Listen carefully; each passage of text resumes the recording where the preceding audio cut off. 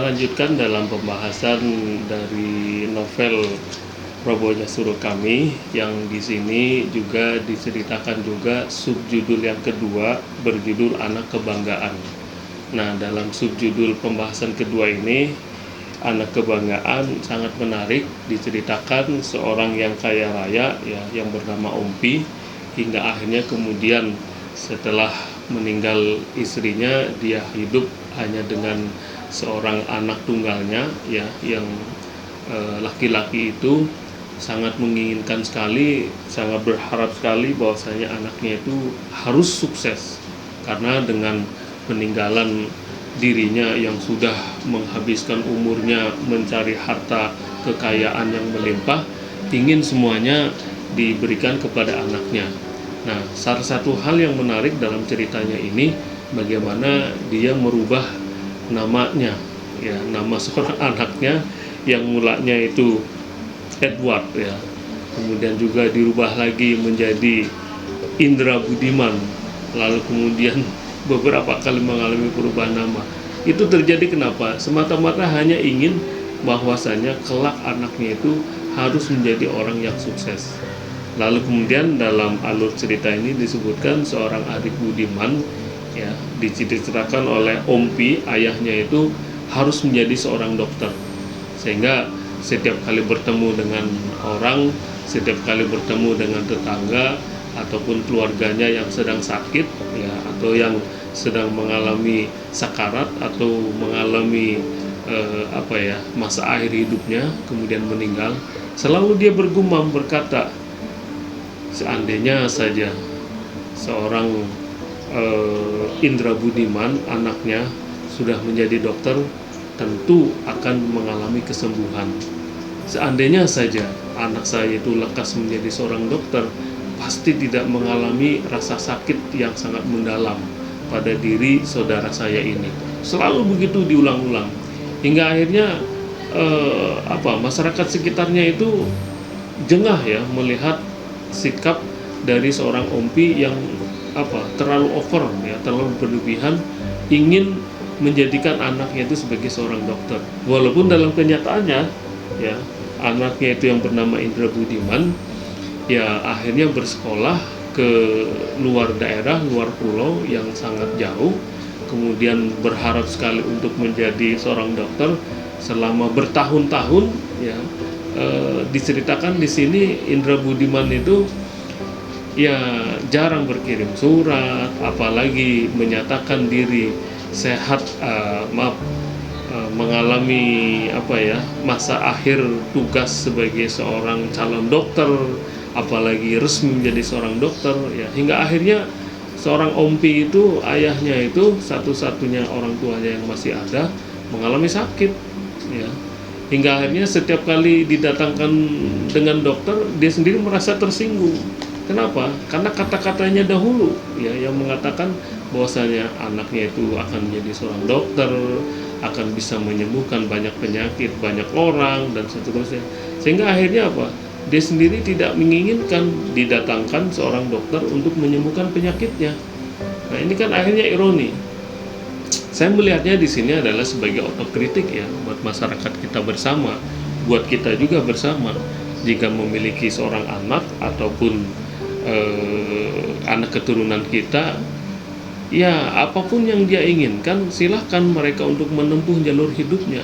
Tidak mengharuskan dia harus menjadi seorang dokter, seorang insinyur, ya, seorang yang berpangkat tinggi, seorang yang terpandang dalam secara strata sosial. Kenapa?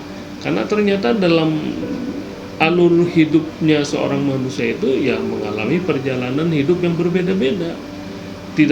Tidak harus mengikuti keinginan orang tuanya. Nah, ini dicontohkan oleh seorang Anafis, bagaimana seorang Ompi, ya seorang tua yang menginginkan sekali anaknya itu untuk menjadi seorang dokter. Bagaimana dengan diri Anda? Bagaimana dengan diri orang tua kita sekarang ini yang menginginkan, mencita-citakan anaknya untuk menjadi seorang insinyur, seorang arsitek, seorang dokter, seorang pegawai ini, pegawai itu, dan seterusnya. Ya, ini juga merupakan otokritik buat kita bersama.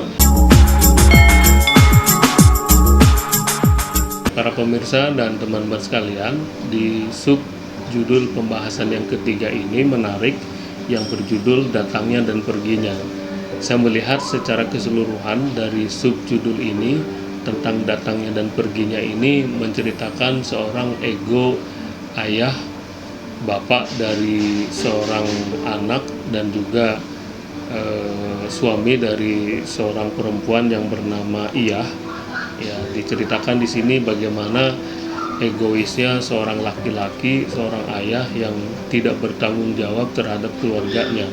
Bagaimana dia menyanyiakan hidup keluarganya sendiri, istrinya dan anak-anaknya, hingga akhirnya kemudian seorang ayah itu kemudian akhirnya menceraikan istrinya dan tidak mau lagi berhubungan, tidak mau menginginkan lagi hubungan tali silaturahmi, yang hanya kemudian mencelakakan dirinya dengan ketidakdatangannya dia untuk mau bersilaturahmi, yang kemudian di masa tuanya ternyata ingin meminta rasa maaf atas berbagai macam dosa dan kekeliruannya, akhirnya mendatangkan musibah bagi dirinya.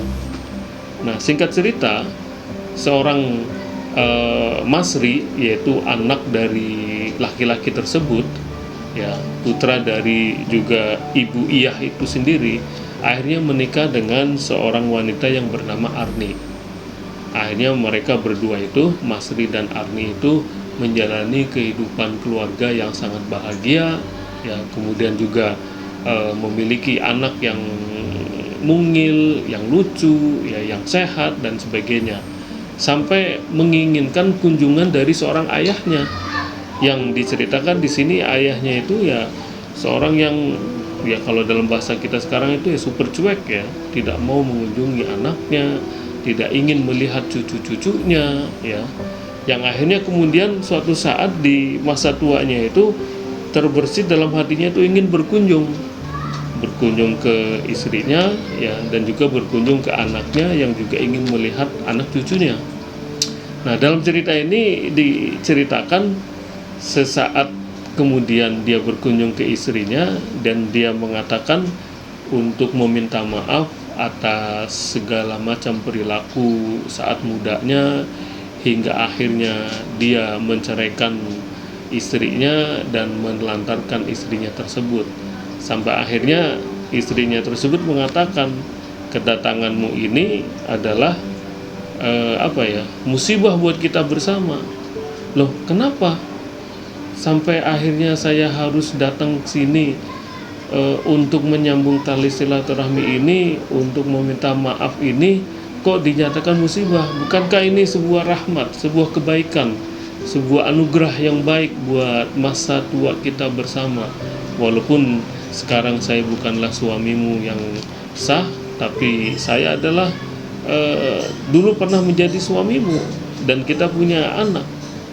Lalu kemudian istrinya menceritakan bahwasanya anakmu yang bernama Masri itu adalah memiliki saudara perempuan yang bernama Arni, dan Arni itu sekarang dinikahinya menjadi suami istri.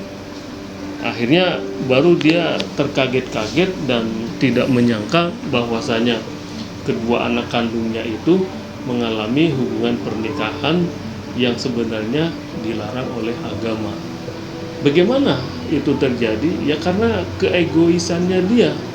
Kalau saja seandainya dia masih mau berkunjung, bersilaturahmi terhadap anaknya, terhadap mantan istrinya, ya, karena memang dalam rumus kehidupan masyarakat kita tidak ada mantan orang tua, tidak ada mantan anaknya, yang ada adalah mantan istrinya atau mantan suaminya. Lalu bagaimana seorang ayah itu kalau seandainya berkunjung kepada anak cucunya yang ternyata baru ketahuan kemudian bahwa mereka berdua itu memiliki hubungan darah, dan itu merupakan kesalahan besar bagi dirinya?